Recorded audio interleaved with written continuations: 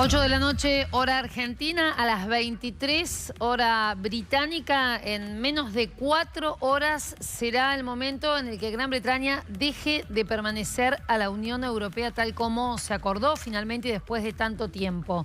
Esto ha generado algunas situaciones simbólicas, como por ejemplo que ya se haya sacado la bandera de Gran Bretaña de lo que es el Parlamento de la Unión Europea en Bélgica, pero también probablemente la eliminación de las banderas de la Unión Europea dentro de lo que son de Londres y de las ciudades de Gran Bretaña. Por eso vamos a ir allí con Giselle Falcone, que es periodista, para conocer qué está pasando ahora, donde se estaban programando algunas manifestaciones, entendemos que a favor y en contra de esta decisión que ha sido tan polémica para los londinenses. ¿Cómo te va, Giselle? Buenas tardes. Buenas noches para vos.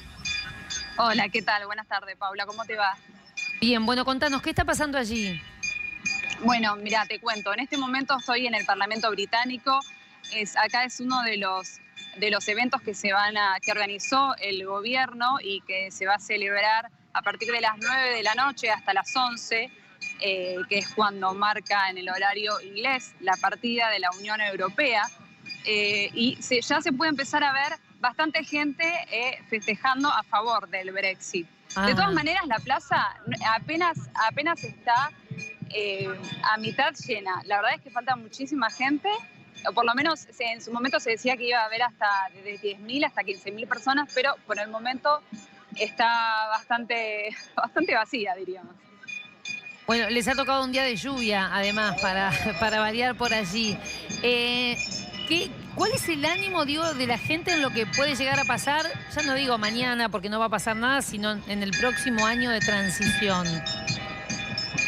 Y mira, la verdad que por el momento la cosa está muy tranquila, porque es decir, como hay un proceso de transición de 11 meses y hasta el momento nada va a suceder, digamos, por ejemplo, todo lo que son todas las personas europeas que viven en las islas van a seguir teniendo los mismos derechos, así que por lo pronto las cosas están bastante calmas. De hecho, si uno sale de lo que son estas calles de festejo e incluso de protestas, la ciudad está bastante tranquila. ¿Se conoce qué va a pasar, por ejemplo, con los ciudadanos europeos de otros lugares que residen hoy allí en Inglaterra, con los que trabajan, digamos, en lo cotidiano para esa gente? Como te repito, por el momento la gente está tranquila. De hecho, hasta incluso en las oficinas ni siquiera se habla mucho del tema porque, como sabemos, el gobierno ya desde el año pasado, desde el comienzo del año pasado, generó un estatus de residencia, que es decir, que todas las personas europeas que viven en las islas deben registrarse, y con eso, después de la salida del Brexit, siguen teniendo todos los mismos derechos. Por lo menos eso es lo que se espera si se sale con un acuerdo. Así que hasta el momento la gente está tranquila. Muy bien, Giselle, te agradecemos mucho allí desde Londres. Gracias. Por favor, muchísimas gracias a ustedes.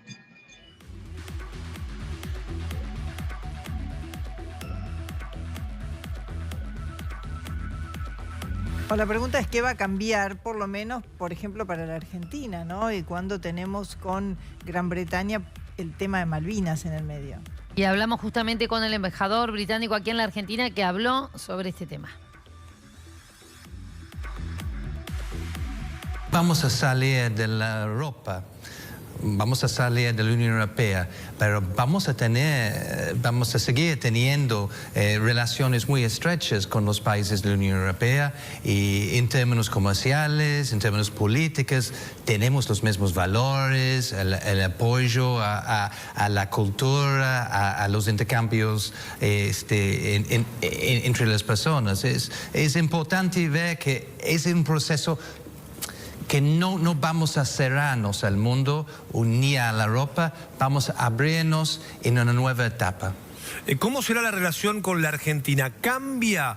Le pregunto en función, por ejemplo, del apoyo que tuvo siempre Gran Bretaña de la Unión Europea en el reclamo por las Islas Malvinas, ¿no? Que Argentina ha hecho en Naciones Unidas y que Gran Bretaña siempre tuvo el apoyo de las potencias europeas. Yo creo que en esta cuestión no va a cambiar nada, porque no tiene efecto en la relación entre el Reino Unido, las islas y tal. Lo que puede cambiarse son las relaciones comerciales entre el Reino Unido y la Argentina. Y se ve la posibilidad de tener relaciones comerciales e inversiones mucho más estrechos. Digamos, ¿tiene previsto algún tipo de acuerdo distinto a la Gran Bretaña con la Argentina? Por ejemplo, apuntar a un acuerdo de libre comercio, ¿o eso es imposible? No, seguramente no es imposible. Este puede ser una opción y ojalá que podamos llegar a un acuerdo de este tipo para así facilitar los intercambios comerciales y de inversión entre los dos países. Y ya tenemos el acuerdo entre la Unión Europea y Argentina, y se puede replicar algo parecido, mejor todavía, con el Reino Unido. Vamos a seguir hablando de este tema y por eso hemos convocado a Juan Negri, es analista internacional. Hola Juan, gracias por venir. Hola, buenas tardes, gracias por la invitación.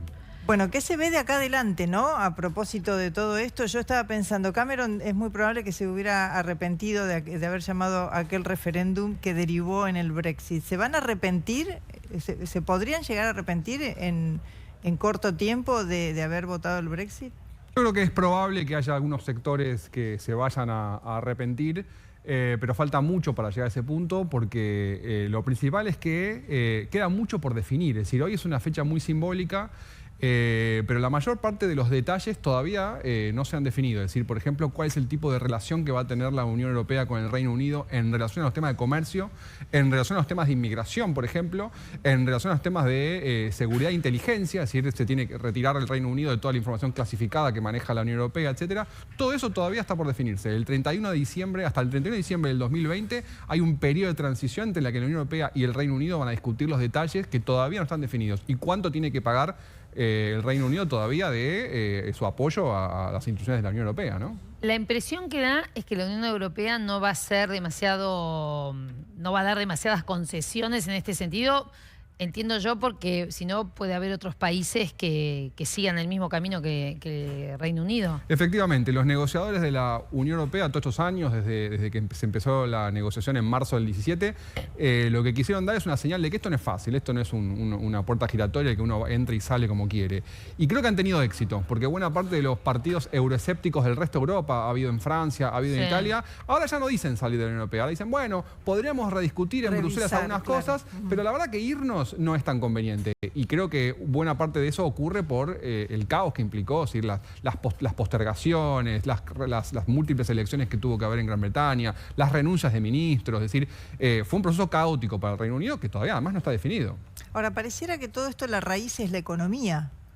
Digamos que es lo que pretende, incluso el embajador decía, tal vez ahora tengamos acuerdos bilaterales, no solo con Argentina. Esa es la ilusión que tiene de alguna manera Gran Bretaña, de poder hacer acuerdos que les resulten más jugosos para su economía. ¿O es más lo que tienen que perder con todo esto? Bueno, yo diría varias cosas ahí, o dos cosas. Lo primero es que la raíz me parece que es más política que económica. En realidad, la Unión Europea es una unión bastante exitosa, ha tenido altibajos, pero en general ha sido considerado una organización exitosa, y el Reino Unido se retira por cuestiones más que nada políticas, una movida conservadora de sectores que veían como la Unión Europea cada vez absorbía más atribuciones, y la discusión de fondo es, bueno, ¿quién controla, ¿no? Hoy los estados nacionales están como en jaque, ¿quién decide? Lo que sí, me parece que en términos económicos, sí, es decir, hoy la definición sobre lo que viene es, bueno, cómo se definen un montón de cosas administrativas que incluyen la economía, pero no están limitados a eso. Por ejemplo, los aviones, los jugadores de fútbol, todo hay que redefinir otra vez. Y el consenso académico es que, el consenso entre los economistas es que la situación económica del Reino Unido en los primeros años va a bajar, va a ser más baja, va a haber menos productos, va a haber menos consumo, va a haber menos mano de obra de países inmigrantes, va a haber, incluso se habla de los primeros meses de desabastecimiento, porque los productos de la Unión Europea entran gratis, digamos, por supuesto, es un mercado común, ahora de un día para otro hay que pagar, y todo eso va a encarecer la vida de los va a encarecer la vida, posiblemente va a encarecer la vida del consumidor británico, así que yo creo que hay motivos para arrepentirse, por supuesto. Vos hablabas de uno de los temas que hay que definir es la inmigración, y que fue uno de los temas también que de alguna manera impulsó, ¿no? O le dio más fuerza a este deseo de abrirse. ¿Cómo entendés que va a seguir esto? Porque claramente los británicos no están de acuerdo con recibir a inmigrantes tal como, bueno, propuso la Unión Europea y especialmente Angela Merkel. Sí, de hecho, esa fue una de las razones por las cuales el acuerdo que firmó originalmente Theresa May, la primera ministra que sucede a Cameron, una de las razones por las que cae es que en realidad es un acuerdo en el que deja todo más o menos como está y permite movimiento de personas. Y los sectores del Partido Conservador le dijeron, para hacer eso nos vamos a ir, es lo mismo. Claro. No nos olvidemos de que hay países dentro del continente europeo que no son parte de la Unión Europea donde hay libre movimiento de personas, por ejemplo Suiza. Entonces, eso fue una de las razones por las que cae. Se está hablando de que los británicos en el exterior, es decir, en el resto de Europa, una especie de ciudadanía asociada, es decir, puedan postular, puedan solicitar residencia legal en los países, por ejemplo, soy un británico que vive en Portugal, bueno, es decir, y que me otorguen un pasaporte donde yo pueda quedarme. La discusión ahí es quién otorga ese pasaporte, si Portugal o la Unión Europea. Claro. Y después, lo mencionaba la corresponsal, los ciudadanos que ya estén en el Reino Unido puedan completar sus datos, registrarse como ciudadanos de la Unión Europea en el Reino Unido y permanecer en el país, por supuesto. ¿Pero eso será una transición? Bueno, es decir, todo eso está por definirse. Claro. Hay consenso en que lo que no va a haber va a ser expulsiones y que mañana te tenés que ir, eso no va a pasar. Ya hay ciudadanos que se han ido por miedo, por incertidumbre, porque mejor probemos en otro lado. Hay compañías, empresas íntegras que se han ido. Exacto. Bueno, por ejemplo, es que una compañía, si contrata, si uno tiene un banco y está en Londres, yo tengo que pagar impuestos por contratar extraeuropeos, pero por contratar europeos no. Ahora ese banco en Londres está más limitado, tiene que contratar solamente británicos. Es decir, le es más barato, entre comillas, mudarse al continente, y eso es lo que ocurrió con muchos bancos que se mudaron a Europa.